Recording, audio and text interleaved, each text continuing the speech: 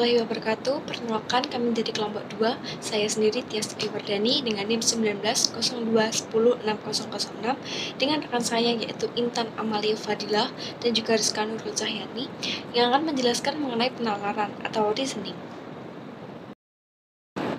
Sebelumnya mengenai penalaran, teori akuntansi yang banyak melibatkan proses penilaian kelayakan dan validas suatu pernyataan dan argumen.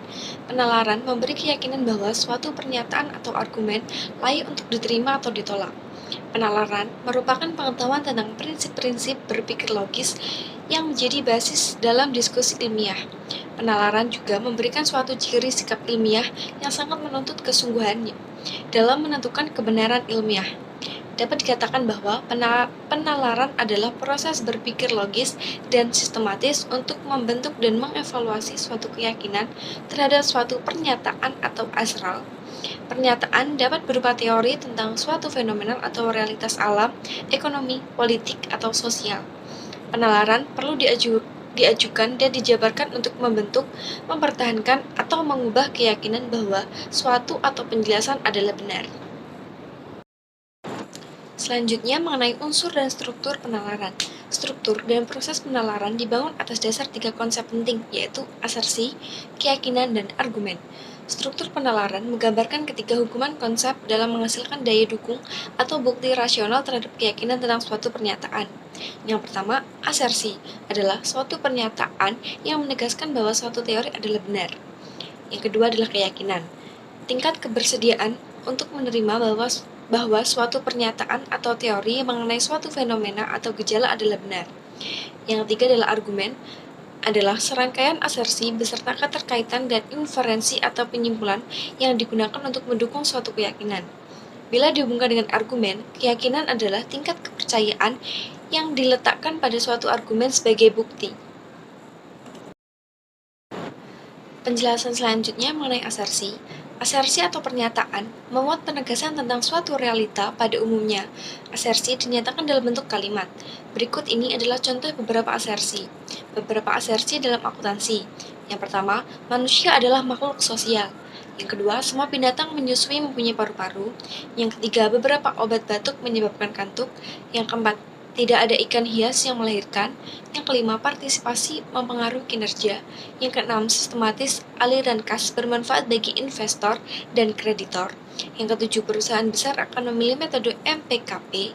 Yang kedelapan, informasi sumber daya manusia harus dicantumkan di neraca. Yang kesembilan, dalam suatu sektor, anggaran merupakan alat pengendalian dan pengawasan yang paling andal. Beberapa asersi mengandung pengkualifikasian yaitu semua, tidak ada, dan juga beberapa. Contoh dari asersi.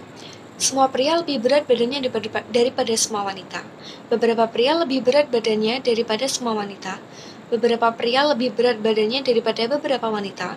Sebagian besar pria lebih berat badannya sebagian besar wanita. Berat badan rata-rata pria lebih besar daripada berat rata-rata wanita. Asersi yang dicontohkan di atas lebih menyatakan makna atau arti daripada struktur atau bentuk. Menyajikan asersi berdasarkan arti sering menimbulkan salah interpretasi karena keterbatasan bahasa atau karena kesalahan bahasa. Oleh karena itu, asersi disajikan dalam struktur atau diagram tanpa menunjukkan arti. Penyajian struktur umum asersi adalah semua A adalah B, tidak ada satupun A adalah B, beberapa A adalah B. Dengan cara di atas, orang akan lebih memperhatikan validasi asersi daripada isi asersi, karena simbol A atau B dapat digantikan dengan apapun sesuai dengan topik yang sedang dibahas. Selanjutnya, interpretasi asersi. Untuk menerima kebenaran suatu asersi, harus dipastikan lebih dahulu apa arti atau maksud asersi. Sangat penting sekali untuk memahami arti asersi untuk menentukan keyakinan terhadap kebenaran asersi tersebut. Untuk memahami asersi tersebut, maksud asersi, orang juga harus mempunyai pengetahuan tentang subjek atau topik yang dibahas. Kesalahan interpretasi dapat terjadi karena dua bentuk asersi yang berbeda. Dapat berarti dua hal yang sama dan atau dua hal yang sangat berbeda. Asersi untuk evaluasi istilah. Representasi asersi dalam bentuk diagram dapat digunakan untuk mengevaluasi ketetapan makna suatu istilah. Sebagai contoh, manakah istilah yang tepat antara bersertifikat akuntan publik atau BAP dan akuntan publik bersertifikat atau APD? Sebagai padan kata sertifikat public accounting atau CPA, bersertifikat akuntan publik bermakna himpunan atau set. Orang-orang yang bersertifikat adalah salah satu subhimpunannya adalah akuntan publik. Sesuai dengan mekanik bersertifikat bermakna aslinya, akuntan publik bersertifikat bermakna sebagai subhimpunan akuntan publik, dan akuntan publik merupakan subhimpunan dari akuntan. Selanjutnya adalah penalaran deduktif berlangsung dalam 3 tahap, yaitu yang pertama penentuan pernyataan umum atau premis major yang menjadi penalaran. Yang kedua penerapan konsep umum ke dalam situasi khusus yang dihadapi. Yang ketiga penarikan simpulan secara logis yang berlaku untuk situasi khusus tertentu.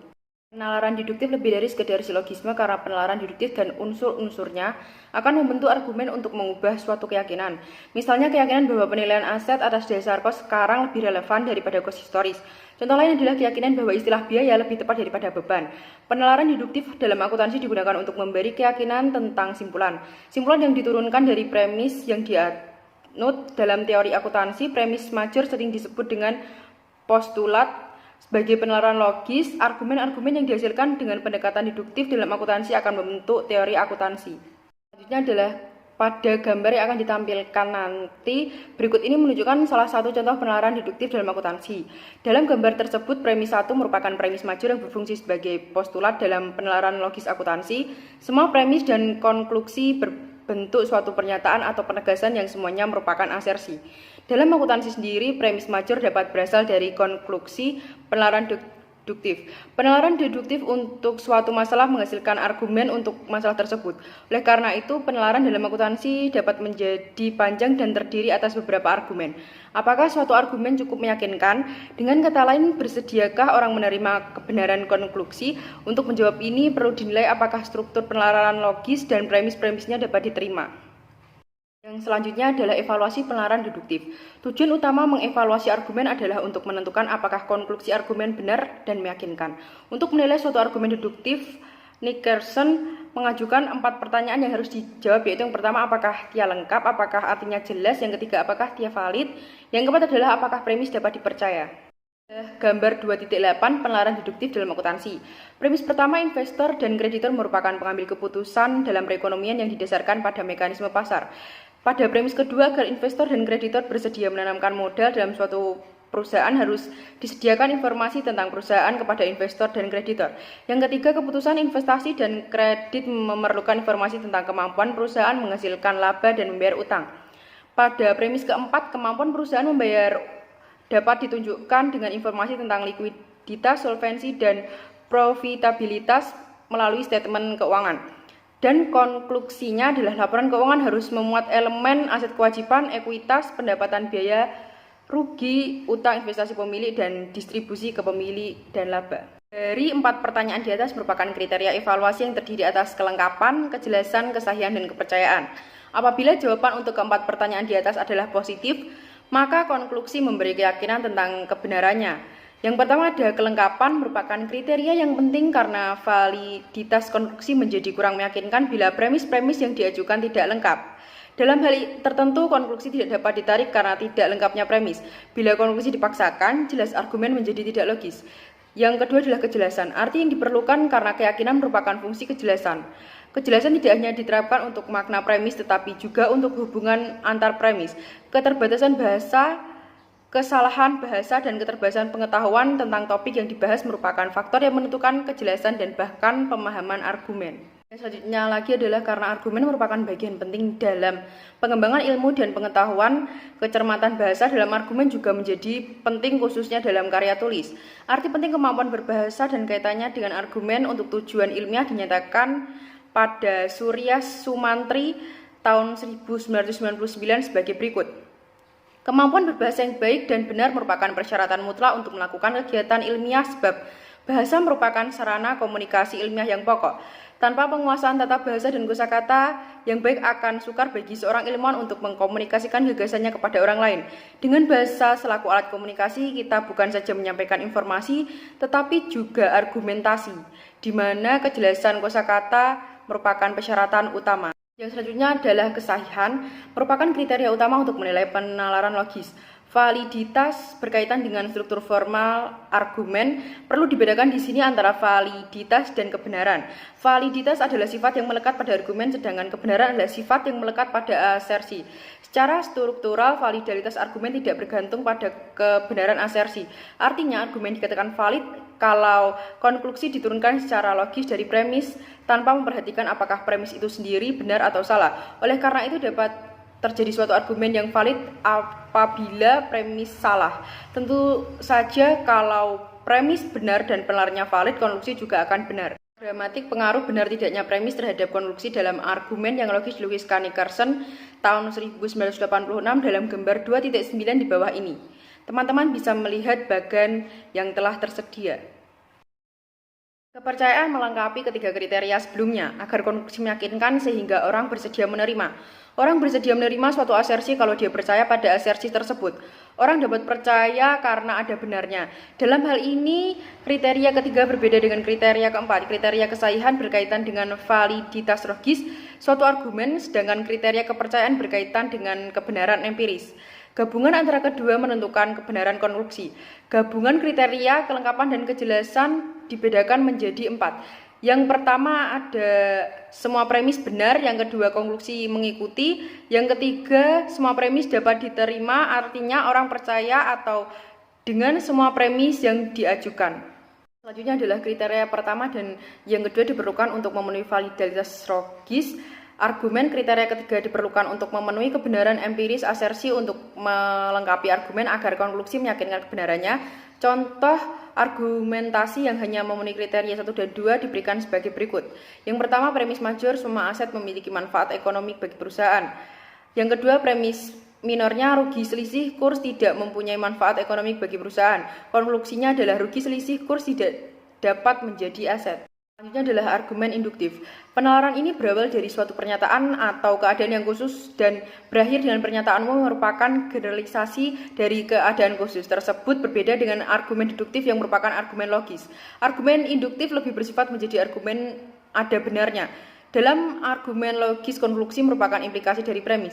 Dalam argumen ada benarnya ini, konklusi merupakan generalisasi dari premis sehingga tujuan argumen adalah untuk meyakinkan bahwa probabilitas atau kebolehjadian kebenaran konklusi cukup tinggi atau sebaliknya, ketidakbenaran konklusi cukup rendah kebolehjadiannya. Ini adalah argumen dengan analogi. Argumen induktif sebenarnya merupakan salah satu jenis penalaran non-deduktif. Salah satu penalaran non-deduktif lainnya adalah argumen dengan analogi. Penalaran dengan analogi adalah penalaran yang menunjukkan konklusi atas dasar kesamaan atau kemiripan, karakteristik, pola fungsi, atau hubungan unsur suatu objek yang disebutkan dalam suatu asersi. Bukan merupakan suatu bentuk pembuktian tetapi merupakan suatu sarana untuk meyakinkan bahwa asersi konklusi mempunyai kebolehjadian untuk benar. Dengan kata lain, bila premis benar, konklusi atas dasar analogi belum tentu benar. Struktur argumen ini digambarkan sebagai berikut. Yang pertama, premis majornya X dan Y merupakan kemiripan dalam hal A, B, C. Yang kedua, premis minornya adalah X mempunyai karakteristik Z. Konklusinya adalah Y mempunyai karakteristik Z. Kemiripan dalam suatu analogi merupakan suatu hubungan konseptual dan bukan hubungan fisis atau keidentikan. Hubungan analogis bersifat implisit dan kompleks. Dalam banyak hal, penalar harus mengidentifikasi dan menyimpulkan sendiri hubungan kemiripan tersebut dalam analogi. Pun analogi banyak digunakan dalam argumen semacam ini banyak mengandung kelemahan. Perbedaan-perbedaan penting yang mempengaruhi konklusi sering tersembunyi atau disembunyikan. Perbedaan sering lebih dominan daripada kemiripan. Dalam analogi nahkoda misalnya, warga dalam kapal jumlahnya lebih kecil dan tidak terdapat lembaga perwakilan seperti dalam negara, karena bukan merupakan pembuktian. Analogi sering disalahgunakan untuk pembuktian sebagai cara untuk mengecoh orang. Selanjutnya adalah argumen sebab akibat. Menyatakan konklusi sebagai akibat dari asersi tertentu merupakan salah satu bentuk argumen yang disebut argumen dengan penyebaban atau generalisasi kausal. Hubungan penyebaban biasanya dinyatakan dalam struktur X menghasilkan Y, atau X memaksa Y terjadi, atau X menyebabkan Y terjadi, atau Y terjadi akibat X, atau Y berubah karena X berubah, akan tetapi pernyataan tersebut sebenarnya hanyalah cara memverbalkan bahwa A bervariasi atau berasosiasi dengan B, tetapi tidak menunjukkan bahwa apa yang sebenarnya terjadi merupakan hubungan kausal. Untuk dapat menyatakan adanya hubungan kausal perlu diadakan pengujian tentang apa yang sebenarnya terjadi. Kaidah untuk menguji adanya hubungan kausal adalah apa yang disebut dengan kaidah kecocokan, kaidah negatif, dan kaidah perbedaan yang dikemukakan oleh John Stuart Mill. Kriteria penyebaban. Kaidah perbedaan Mill sebenarnya merupakan suatu rancangan untuk menguji secara eksperimental apakah memang terdapat hubungan kausal. Akan tetapi kaidah tersebut belum dapat sepenuhnya meyakinkan karena mungkin ada faktor lain yang menyebabkan gejala Z terjadi. Oleh karena itu, untuk menguji dan menyatakan bahwa suatu faktor atau variabel menyebabkan suatu gejala atau variabel lain terjadi, 3 kriteria berikut harus dipenuhi. Yang pertama, C dan Z merupakan variasi bersama. Bila C berubah Z, Z juga berubah. Yang kedua, perubahan C terjadi sebelum atau mendahului perubahan Z terjadi. Yang ketiga, tidak ada faktor lain selain C yang mempengaruhi perubahan Z. Kriteria 1 harus dipenuhi karena hubungan sebab akibat hanya terjadi jika ada perubahan baik faktor sebab maupun faktor akibat. Bila salah satu faktor berubah sementara yang lain tetap, maka jelas bahwa kedua faktor tersebut tidak berhubungan sama sekali. Yang kedua adalah kriteria kedua harus dipenuhi karena menyebabkan menuntut adanya pengaruh satu faktor terhadap faktor yang lain dalam selang waktu tertentu. Jadi harus ada selang waktu antara terjadinya perubahan faktor sebab dan faktor akibat. Kriteria ketiga harus dipenuhi, tidak adanya faktor-faktor lain selain faktor sebab yang diteorikan harus diartikan bahwa faktor-faktor lain tersebut memang tidak ada, atau kalau ada pengaruh faktor-faktor lain tersebut dapat dikendalikan, diukur dan diisolasi sehingga diperoleh keyakinan. Penalaran induktif dalam akuntansi. Penalaran induktif dalam akuntansi pada umumnya digunakan untuk menghasilkan pernyataan umum yang menjadi penjelasan atau teori terhadap gejala akuntansi tertentu. Pernyataan-pernyataan umum tersebut biasanya berasal dari hipotesis yang diajukan dan diuji dalam suatu penelitian empiris. Hipotesis merupakan generalisasi yang dituju oleh peneliti akuntansi. Bila bukti empiris konsisten dengan generalisasi tersebut, maka generalisasi tersebut menjadi teori yang valid dan mempunyai data atau daya prediksi yang tinggi. Ini adalah contoh pernyataan umum sebagai hasil penalaran induktif. Antara lain adalah yang pertama, perusahaan besar memilih metode akuntansi yang menurunkan laba. Yang kedua, tingkat likuiditas perusahaan perdagangan lebih tinggi daripada tingkat likuiditas perusahaan pemanufakturan. Yang ketiga, tingkat solvensi berasosiasi positif dengan probabilitas kebangkrutan. Secara statistik relatif berarti menyimpulkan karakteristik populasi atas dasar karakteristik sampel melalui pengujian statistis. Misalnya, suatu teori harus diajukan untuk menjelaskan mengapa terjadi perbedaan luas atau banyaknya pengungkapan dalam statement keuangan antar perusahaan. Teori tersebut misalnya dinyatakan dalam pernyataan umum terakhir dalam daftar di atas, yaitu ukuran perusahaan berasosiasi positif dengan tingkat pengungkapan sukarela. Berikut adalah contoh gambar dari penalaran induktif dalam akuntansi. Teman-teman bisa mengamati pada gambar tersebut pada gambar 2.11. Ini adalah dalam praktiknya penalaran induktif tidak dapat dilaksanakan terpisah dengan penalaran deduktif atau sebaliknya. Kedua penalaran tersebut saling berkaitan. Premis dalam penalaran deduktif misalnya dapat menjadi atau merupakan hasil dari suatu penalaran induktif. Demikian juga proporsi-proporsi akuntansi yang diajukan dalam penelitian biasanya diturunkan dengan penalaran deduktif. Bila dikaitkan dengan perspektif teori yang lain, teori akuntansi normatif biasanya berbasis penalaran deduktif, sedangkan teori akuntansi positif biasanya berbasis penalaran induktif. Secara umum dapat dikatakan bahwa teori akuntansi sebagai penalaran logis bersifat normatif, sintaktik dan semantik dan dedukatif, sementara teori akuntansi sebagai sains bersifat positif, pragmatik dan induktif. Kecohan atau falesi.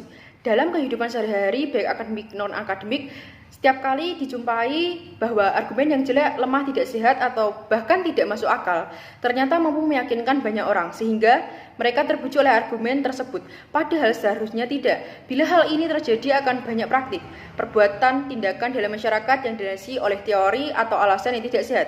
Akibatnya praktik itu sendiri menjadi tidak sehat.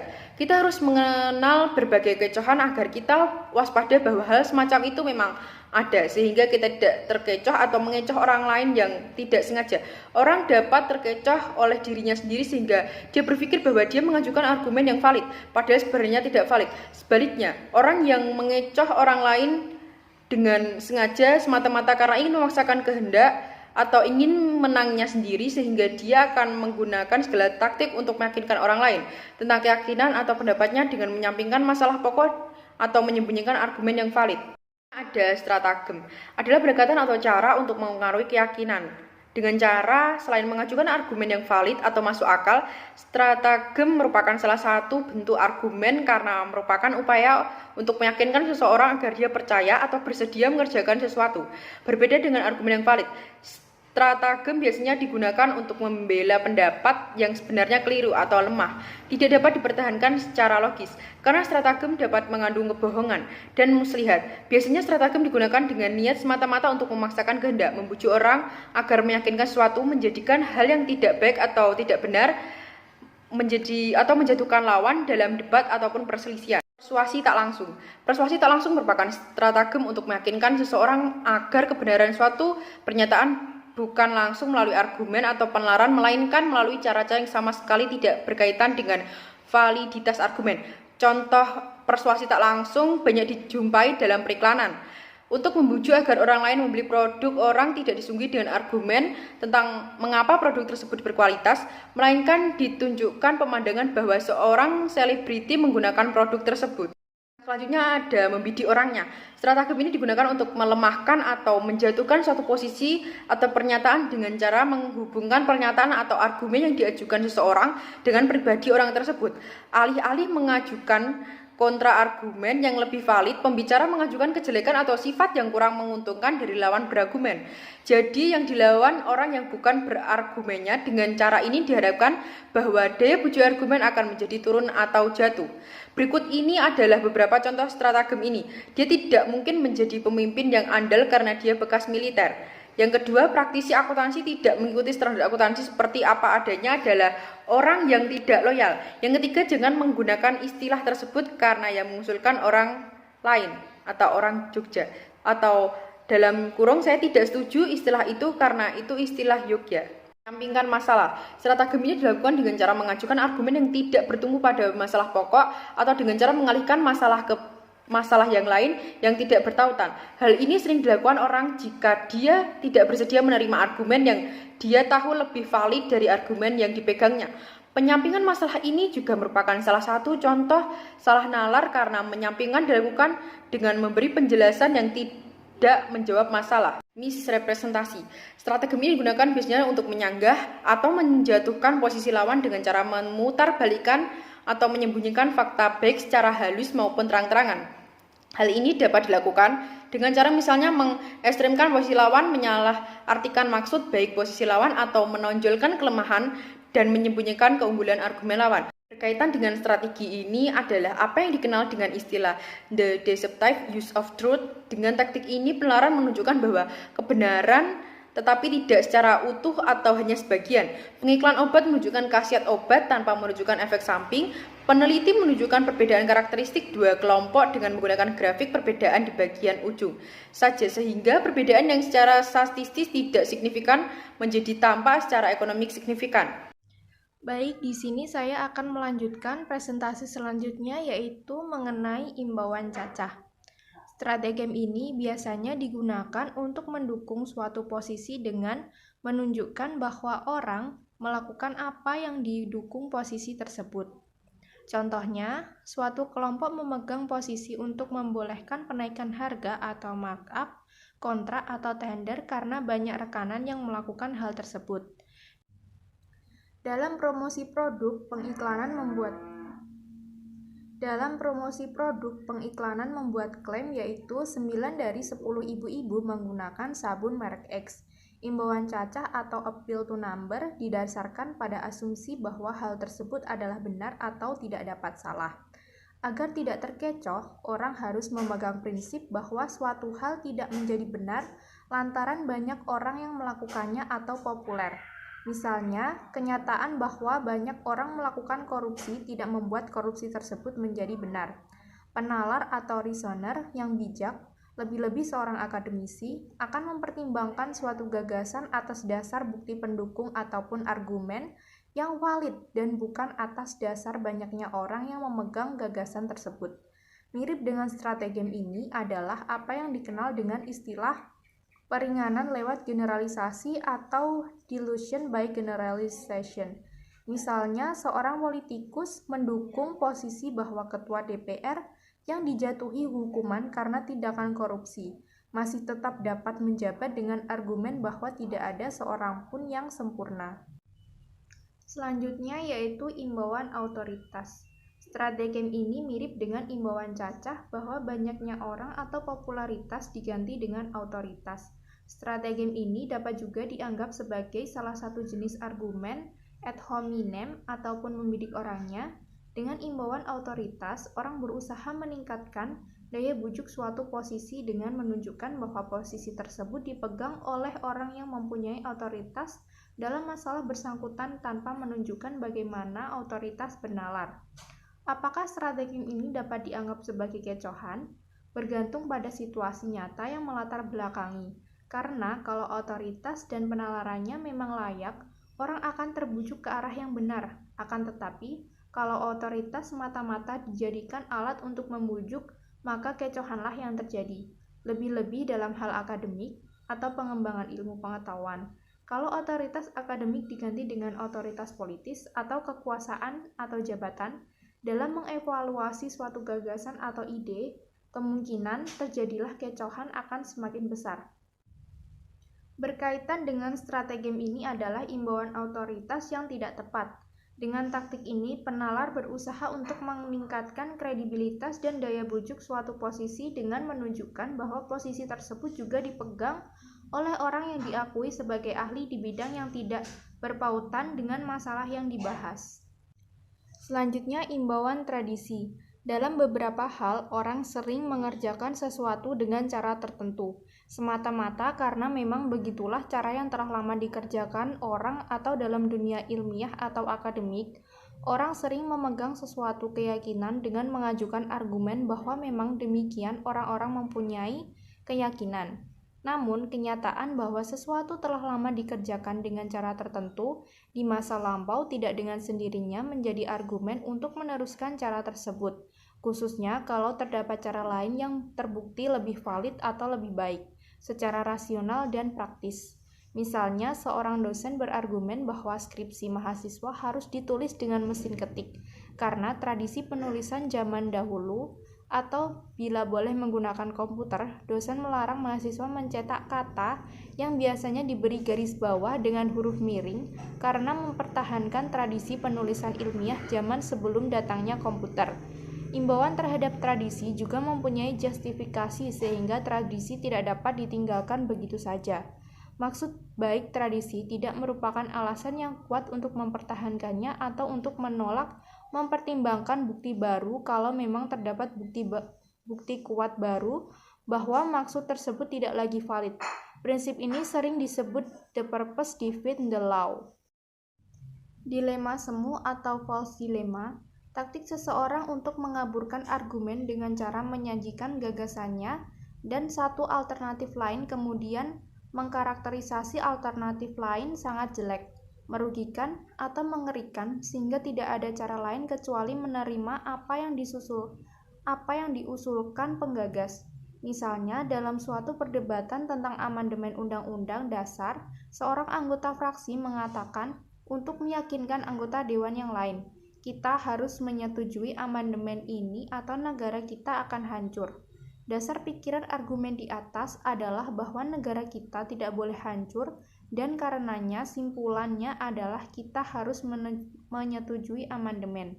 Kecohan terjadi karena pengargumen mengeklaim bahwa hanya ada dua alternatif. Sayangnya, dalam banyak hal, orang tidak cukup kritis untuk menanyakan apakah ada alternatif lain yang lebih masuk akal. Struktur dilema semu. Kita tidak memilih alternatif A, maka kita akan mengalami penderitaan atau kerugian akibat dipilihnya alternatif B. Dalam mengajukan strategi di atas, orang sering menambahkan ungkapan penyangat seperti take it off or leave it, atau pokoknya. Penyangat pokoknya sering dilandasi oleh kekuasaan atau otoritas pengargumen. Argumen di atas memang valid kalau dievaluasi atas dasar struktur argumen saja. Misalnya ada premis major, baik A atau B, premis minor bukan B, dan konklusi A. Walaupun valid strukturnya, dilema semu merupakan argumen yang tidak layak atau unsound karena premis majornya, baik A ataupun B adalah tak benar, mengingat bahwa kenyataan ada alternatif-alternatif lain yang tidak disebutkan. Selanjutnya yaitu imbauan emosi, merupakan daya bujuk argumen sering dicapai dengan cara membaurkan emosi dengan nalar. Pendeknya nalar orang sering dimatikan dengan cara menggugah emosinya. Membidik orang atau imbauan otoritas sebenarnya merupakan salah satu bentuk imbauan emosi. Dengan menggugah emosi, pengargumen sebenarnya berusaha menggeser dukungan nalar, validitas argumennya dengan motif. Dua strategi yang dapat digunakan untuk mencapai hal ini adalah imbauan belas kasih dan imbauan tekanan ataupun kekuasaan. Orang dikatakan telah memanfaatkan imbauan belas kasih apabila dia memaksa menyetujui sesuatu karena kalau tidak setuju dia akan menderita. Kebalikan dari imbauan belas kasih adalah bila mana seseorang memaksa menyetujui sesuatu karena kalau tidak disetujui akan menderita atau menanggung akibatnya. Contohnya, seorang mahasiswa yang telah dikeluarkan dari universitas atau memang secara akademik tidak mampu menyelesaikan kuliahnya dalam waktu yang ditentukan. Ia datang ke X yang kebetulan seorang rektor dan mengajukan pencabutan keputusan tersebut dan mengajukan argumen bahwa keputusan pengeluarannya akan menyebabkan ia dalam kesulitan dan penderitaan. X tidak jadi mengeluarkan karena hal tersebut akan membuat makin menderita apabila permohonannya dikabulkan. Akhirnya, X mengeluarkan surat untuk membolehkan mahasiswa tersebut meneruskan kuliah dengan menyatakan bahwa mahasiswa tersebut mampu secara akademik. Konklusinya atau hasilnya, mahasiswa dapat menyelesaikan kuliah meskipun buktinya tidak mendukung. Contoh lain yaitu, seorang mahasiswa diminta untuk mengevaluasi pendapat dalam artikel dosennya. Kemudian ia tidak setuju dengan pendapat tersebut karena memang pendapat itu tidak valid secara akademik. Tetapi ia mendukung secara penuh pendapat tersebut karena dosen tersebut akan keras terhadap ia. Konklusi di sini adalah pendapat dosen tersebut valid meskipun bukti akademik tidak mendukung. Faktor yang membuat argumen menjadi persuasif adalah motif bukan validitas argumen. Kedua strategi tersebut menempatkan orang menjadi tidak enak kalau tidak menerima atau meyakini konklusi meskipun keduanya tidak mengajukan bukti pendukung untuk meyakinkan bahwa konklusi adalah benar atau valid. Selanjutnya yaitu salah nalar atau reasoning fallacy. Kesalahan struktur atau proses format penalaran dalam menurunkan simpulan sehingga simpulan menjadi salah atau tidak valid. Berbeda dengan strategi yang lebih merupakan taktik atau pendekatan yang sengaja digunakan untuk meyakinkan kebenaran suatu asersi. Salah nalar merupakan suatu bentuk kesalahan penyimpulan lantaran penalarannya mengandung cacat, sehingga simpulan tidak valid atau tidak dapat diterima. Biasanya bukan kesengajaan dan tidak dimaksudkan untuk mengecoh atau mengelabuhi. Jadi, kecohan atau salah nalar terjadi lantaran penalar salah mengaplikasi kaidah penalaran. Walaupun salah nalar dapat dipakai dengan suatu strategi dan penalaran yang layak sering didukung dengan strategi, tidak selayaknya lah kaidah penalaran yang sangat baik ditolak semata-mata karena ia sering disalahgunakan. Penalaran juga bersifat kontekstual. Artinya, penalaran valid yang efektif dalam konteks yang satu belum tentu efektif dalam konteks yang lain. Demikian juga, strategi yang efektif dalam suatu situasi belum tentu efektif dalam situasi lain. Selanjutnya yaitu menegaskan konsekuen.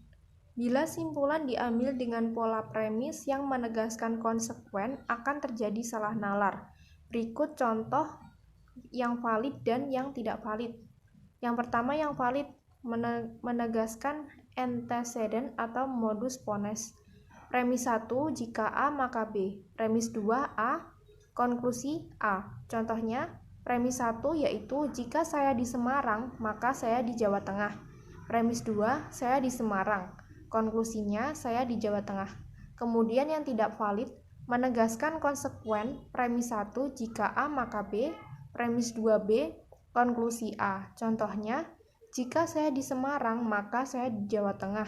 Premis 2, saya di Jawa Tengah, konklusinya saya di Semarang. Pada contoh sebelumnya, premis 2 yaitu saya di Semarang menegaskan antecedent jika saya di Semarang, sehingga konklusi pasti benarnya secara umum. Sedangkan premis 2, saya di Jawa Tengah yang berada di sebelah kanan menegaskan konsekuen, sehingga konklusinya tidak valid secara umum. Contohnya, sebelah kanan simpulannya saya di Semarang adalah tidak valid karena simpulan tidak mengikuti premis. Kenyataan bahwa seseorang ada di Jawa Tengah tidak dengan sendirinya dia ada di Semarang. Dalam hal ini, penalar terkecoh karena menyamakan atau merancukan pernyataan atau premis 1, jika saya di Semarang maka saya di Jawa Tengah, dengan premis jika saya di Jawa Tengah, maka saya di Semarang. Premis terakhir ini menjadikan konklusi di sebelah kanan, saya di Semarang, valid. Salah nalar terjadi karena premis jika A maka B disamakan dengan premis jika B maka A. Padahal kenyataan tidak selalu demikian. Kecohan ini sering terjadi karena dalam beberapa hal memang benar bahwa kalau B mengikuti A, maka benar pula bahwa A mengikuti B. Misalnya pernyataan, bila ada api maka ada asap. Dapat dinyatakan pula bila ada asap maka ada api, karena memang demikian adanya. Kedua pernyataan tersebut merupakan pernyataan fakta dan tidak dapat disangkal. Selanjutnya yaitu menyangkal antecedent. Kebalikan dari salah nalar menegaskan konsekuen adalah menyangkal antecedent. Suatu argumen yang mengandung penyangkalan akan valid apabila konklusi ditarik mengikuti kaidah menyangkal konsekuen. Bila simpulan diambil dengan struktur premis yang menyangkal antecedent, simpulan akan menjadi tidak valid. Berikut struktur dan contoh argumen yang valid dan salah nalar. Yang pertama yaitu valid, menegaskan konsekuen atau modus tollens. Premis 1, jika A maka B, premis 2 tidak B, konklusinya tidak A. Contohnya, premis 1, jika saya di Semarang, maka saya di Jawa Tengah. Premis 2, saya tidak di Jawa Tengah, konklusinya saya tidak di Semarang. Kemudian argumen yang tidak valid yang menegaskan antecedent, premis 1, jika A maka B, premis 2 tidak A, konklusi tidak B. Contohnya, premis 1, jika saya di Semarang, maka saya di Jawa Tengah. Premis 2, saya tidak di Semarang, konklusinya saya tidak di Jawa Tengah. Konklusi di sebelah kanan tidak valid karena premis 2 menyangkal antecedent. Jika saya di Semarang, konklusi akan valid bila premis 1 diubah menjadi jika saya di Jawa Tengah, maka saya di Semarang, sehingga argumen mengikuti pola modus tollens. Akan tetapi, pada premis ini tidak lagi sama dengan makna premis semula. Jadi, salah nalar akibat menegaskan konsekuen atau menyangkal antecedent dapat terjadi karena makna jika A maka B disamakan atau dikacau dengan makna jika B maka A. Selanjutnya yaitu pentaksaan atau equivocation. Salah nalar dapat terjadi apabila ungkapan dalam premis yang satu mempunyai makna yang berbeda dengan makna ungkapan yang sama dalam premis lainnya. Salah nalar terjadi karena konteks premis yang satu berbeda dengan konteks premis lainnya. Argumen dalam bahasa Inggris berikut memberi ilusi dalam salah nalar ini. Yang pertama yaitu premis major. Nothing is better than eternal happiness. Premis minor, a ham sandwich is better than nothing. Konklusinya, a ham sandwich is better than eternal happiness. Maksud dari nothing dari premis major yaitu tidak satu pun dari himpunan objek yang memenuhi syarat-syarat sehingga kebahagiaan abadi merupakan satu-satunya yang terbaik. Kemudian, premis minor, maksud dari nothing dari premis minor adalah tidak tersedianya anggota lain dalam himpunan yang di dalamnya. Ham sandwich merupakan suatu anggota, sehingga ham sandwich bukan satu-satunya yang terbaik. Salah nalar seperti ini terjadi karena penalar bermaksud menerapkan kaidah transitivitas tetapi tidak memenuhi syarat. Transitivitas dan contoh dapat dinyatakan sebagai berikut. Kaidahnya yaitu premis 1 B lebih dari C, premis 2 A lebih dari B, konklusinya A lebih dari C. Contohnya premis 1 Baroto lebih rajin daripada Chandra. Premis 2, Anton lebih rajin daripada Baroto. Konklusinya Anton lebih rajin daripada Chandra.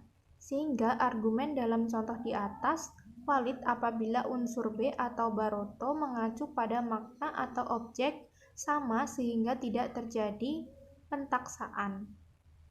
Selanjutnya yaitu perampatan lebih atau overgeneralization. Salah nalar yang banyak dijumpai dalam kehidupan sehari-hari adalah melekatkan atau mengimputasi karakteristik sebagian kecil anggota ke seluruh anggota himpunan, kelas, atau kelompok secara berlebihan.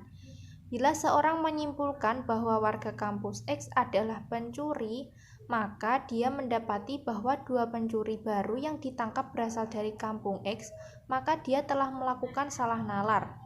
Perampatan atau generalisasi itu sendiri bukan merupakan salah nalar.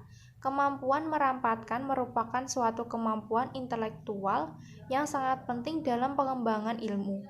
Bila derajat perampatan begitu ekstrim atau atas dasar sampel atau pengamatan terbatas, sehingga mengabaikan kemungkinan bahwa apa yang diamati merupakan peluar atau outlier atau pengecualian. Dalam penelitian empiris, ukuran sampel yang terlalu kecil dan kurangnya kerepresentatifan sampel dapat menghasilkan konklusi yang keliru. Salah nalar yang bertalian dengan perampatan lebih adalah apa yang dikenal dengan istilah pestereotipan.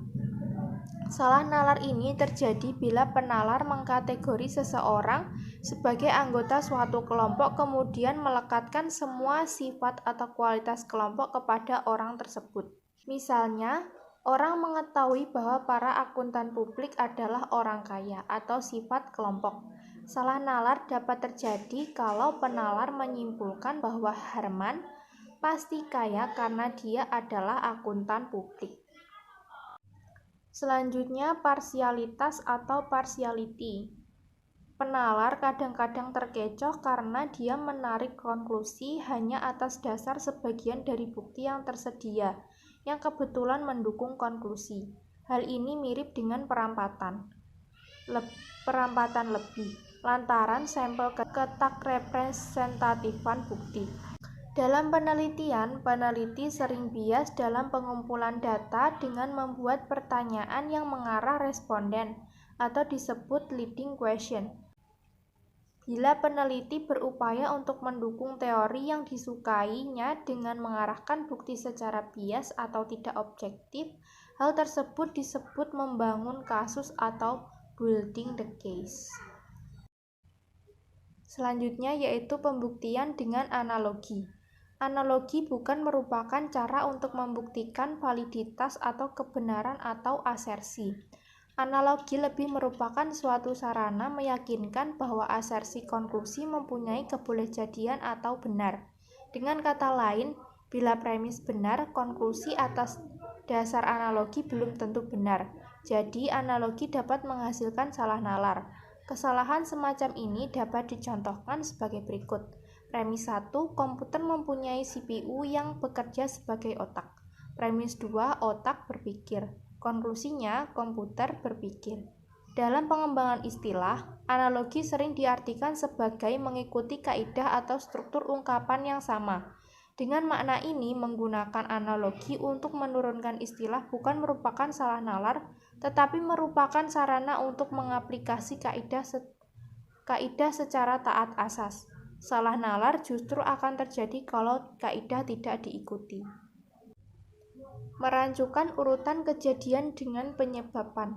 Dalam percakapan sehari-hari atau diskusi, kesalahan yang sering dilakukan orang adalah merancukan urutan kejadian dengan penyebaban. Bila kejadian B selalu mengikuti kejadian A, orang cenderung menyimpulkan bahwa B disebabkan oleh A. Karena malam selalu mengikuti siang, tidak berarti bahwa siang menyebabkan malam. Salah nalar terjadi bila urutan kejadian disimpulkan sebagai penyebaban. Urutan kejadian hanyalah merupakan salah satu syarat untuk menyatakan adanya penyebaban.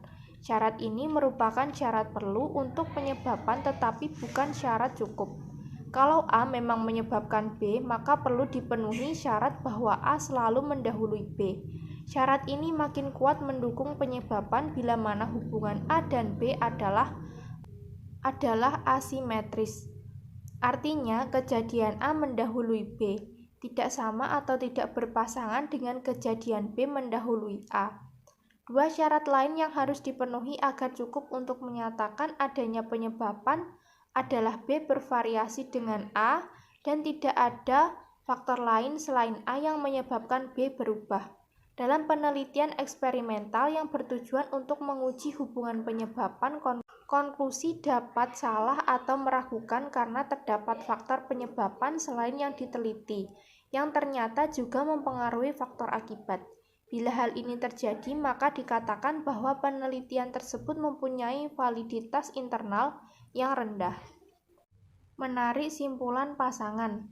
Hal penting yang perlu diingat adalah bahwa kemampuan seseorang untuk menyajikan argumen yang mendukung atau menyangkal suatu posisi tidak menentukan kebenaran atau ketakbenaran konklusi. Kebenaran konklusi atau posisi memang harus didukung oleh argumen yang meyakinkan. Salah nalar terjadi kalau orang menyimpulkan bahwa suatu konklusi salah lantaran argumen tidak disajikan dengan meyakinkan, sehingga dia lalu menyimpulkan bahwa konklusi atau posisi pasanganlah yang benar.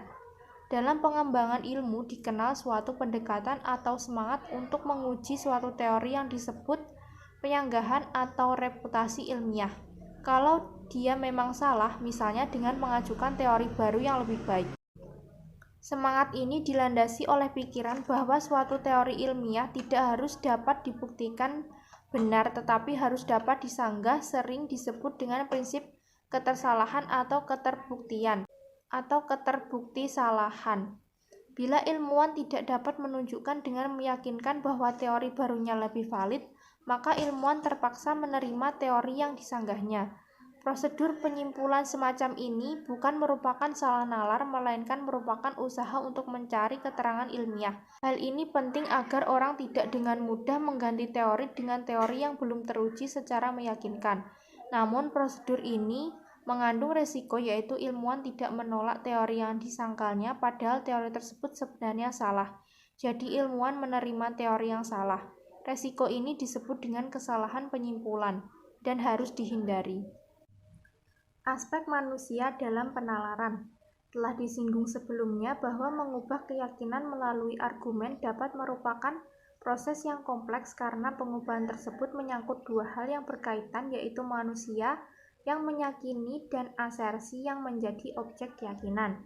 Manusia tidak selalu rasional dan bersedia berargumen, sementara itu tidak semua asersi dapat ditentukan kebenarannya secara objektif dan tuntas. Hal ini tidak hanya terjadi dalam kehidupan umum sehari-hari, tetapi juga dalam dunia ilmiah dan akademik yang menuntut keobjektifan tinggi. Selanjutnya, penjelasan sederhana. Rasionalitas menurut penjelasan yang sesuai dengan fakta. Kebutuhan akan penjelasan terhadap apa yang mengusik pikiran merupakan fondasi berkembangnya ilmu pengetahuan. Namun, keinginan yang kuat untuk memperoleh penjelasan sering menjadikan orang puas dengan penjelasan sederhana yang pertama ditawarkan, sehingga dia tidak lagi berupaya mengevaluasi secara seksama kelayakan penjelasan dan membandingkannya dengan penjelasan alternatif. Dengan kata lain, orang menjadi tidak kritis dalam menerima penjelasan. Akibatnya, argumen dan pencarian kebenaran akan terhenti sehingga pengembangan ilmu pengetahuan akan terhambat. Kepentingan mengalahkan nalar. Hambatan untuk bernalar sering muncul akibat orang mempunyai kepentingan tertentu yang harus dipertahankan. Kepentingan sering memaksa orang untuk memihak suatu posisi, meskipun posisi tersebut sangat lemah dari segi argumen. Dalam dunia akademik dan ilmiah, kepentingan untuk menjaga harga diri individual atau kelompok dapat menyebabkan orang berbuat tidak masuk akal. Hal ini terjadi umumnya pada mereka yang sudah mendapat julukan pakar atau ilmuwan yang kebetulan mempunyai kekuasaan politis. Kebebasan akademik harus diartikan sebagai kebebasan untuk berpendapat secara akademik dalam suatu forum yang memungkinkan akademisi berargumen secara terbuka. Sikap akademisi yang patut dihargai adalah berkesediaan untuk berargumen. Sikap ilmiah menuntut akademisi untuk berani membaca dan memahami gagasan alternatif, dan kalau gagasan tersebut valid dan menuju ke perbaikan, bersedia membawa gagasan tersebut ke kelas atau diskusi ilmiah dan bukan malah mengisolasinya. Sindroma semacam ini dapat terjadi kalau seseorang mempunyai pandangan yang menurut dirinya sebenarnya keliru atau tidak valid lagi karena adanya pandangan atau gagasan baru. Gagasan baru dia peroleh karena dia sering mendengar dari kolega atau mahasiswa. Orang lain memperoleh gagasan baru tersebut dari artikel atau penelitian ilmiah. Dalam kondisi seperti ini, akademisi sering tidak berani untuk membaca sumber gagasan karena takut pendapatnya yang telah terlanjur disebarkan kepada mahasiswa benar-benar keliru, ataupun akademisi tersebut memang berani membaca dan benar-benar dapat menerima argumen, tetapi di muka umum bersikap seolah-olah tidak pernah tahu gagasan tersebut. Manifestasi lain dari sindroma ini adalah akademisi mengisolasi gagasan baru agar mahasiswa tidak pernah tahu, semata-mata untuk menutupi kelemahan suatu gagasan lama yang dianutnya. Mentalitas Joko Tingkir. Seringkali ilmuwan atau akademisi yang merasa ada di bawah kekuasaan kolega senior sering memihak seniornya dan mengajarkan apa yang sebenarnya salah dengan menyembunyikan apa yang sebenarnya valid semata-mata untuk menghormati kolega senior, atau untuk melindungi diri dari tekanan senior. Akibatnya timbul situasi yang di dalamnya argumen yang lemah harus dimenangkan dan dilestarikan semata-mata karena kekuasaan. Ini berarti kekuasaan lebih unggul dari penalaran. Budaya Joko Tingkir digunakan untuk menggambarkan lingkungan akademik atau profesi seperti ini karena konon perbuatan Joko Tingkir yang tidak terpuji harus dibuat menjadi terpuji dengan cara mengubah skenario yang sebenarnya terjadi semata-mata untuk menghormatinya, karena dia akan menjadi raja. Dalam dunia akademik, status pakar merupakan kekuasaan atau otoritas akademik. Kepakaran merupakan kekuasaan karena orang dapat memperoleh kekuasaan dan kedudukan lantaran pengetahuan atau ilmunya. Namun tidak semestinya kalau kekuasaan tersebut lalu menentukan ilmu. Merasionalkan daripada menalar. Sikap merasionalkan posisi dapat terjadi karena keterbatasan pengetahuan orang bersangkutan dalam topik yang dibahas, tetapi orang tersebut tidak mau mengakuinya. Agar argumen berjalan dengan baik, para penalar paling tidak harus mempunyai pengetahuan yang cukup dalam topik yang dibahas. Kurangnya pengetahuan dapat menyebab orang untuk lari ke stratagem daripada argumen yang layak. Sikap merasionalkan dalam diskusi dapat menimbulkan pertengkaran mulut, perselisihan pendapat, atau debat kusir. Dalam situasi ini, pihak yang terlibat dalam diskusi biasanya tidak lagi mengajukan argumen yang sehat untuk mendukung posisi, tetapi mengajukan argumen kusir untuk menyalahkan pihak lain dan memenangi perselisihan. Jadi tujuan diskusi bukan lagi mencari solusi, tetapi mencari kemenangan. Resistensi, karena kepentingan tertentu harus dipertahankan atau karena telah lama melekat dalam rangka pikir seseorang, kadang-kadang sulit melepaskan suatu keyakinan dan menggantinya dengan keyakinan yang baru. Sampai tingkat tertentu, resistensi merupakan sikap yang penting agar orang tidak dengan mudah pindah dari keyakinan atau paradigma yang satu ke yang lain. Paradigma adalah satu atau beberapa capaian ilmu pengetahuan pada masa lalu yang diakui oleh masyarakat ilmiah pada masa tertentu sebagai basis atau tradisi untuk mengembangkan ilmu pengetahuan dan praktik selanjutnya. Capaian dalam ilmu pengetahuan dapat berupa filosofi, postulat, konsep, teori, prosedur ilmiah, atau pendekatan ilmiah. Untuk menjadi paradigma, suatu capaian harus mempunyai penganut yang cukup teguh dan capaian tersebut bersaing dengan capaian atau kegiatan ilmiah lain yang juga mempunyai sekelompok penganut. Konversi Paradigma harus terbuka untuk diperbaiki atau diganti oleh capaian pesaing baru, sehingga dimungkinkan terjadi pergeseran atau pergantian paradigma dari masa ke masa. Konversi dapat terjadi pada diri ilmuwan secara individual pada masa hidupnya. Konversi dapat juga terjadi pada generasi ilmuwan ke generasi ilmuwan berikutnya. Terjadinya konversi paradigma antar generasi disebut oleh Thomas Kuhn sebagai revolusi ilmiah. Dalam dunia ilmiah, persistensi untuk tidak melepaskan suatu keyakinan dapat dimaklumi kalau tujuannya adalah untuk memperoleh argumen atau bukti yang kuat untuk menunjukkan bahwa keyakinan yang dianut memang salah. Tidak selayaknya lah suatu keyakinan atau paradigma dipertahankan kalau memang terdapat bukti yang sangat meyakinkan bahwa tiada istilah